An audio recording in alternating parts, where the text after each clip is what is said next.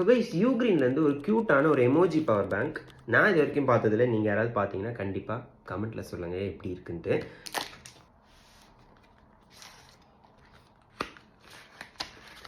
Power bank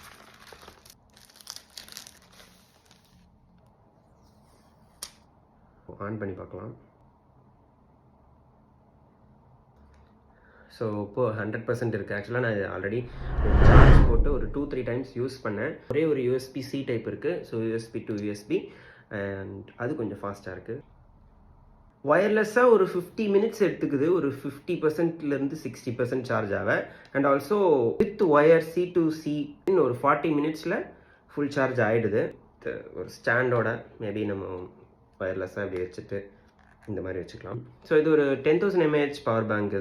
இதோட பெட்டரான options எல்லாம் இருக்குது இந்த ரேட்டுக்கு.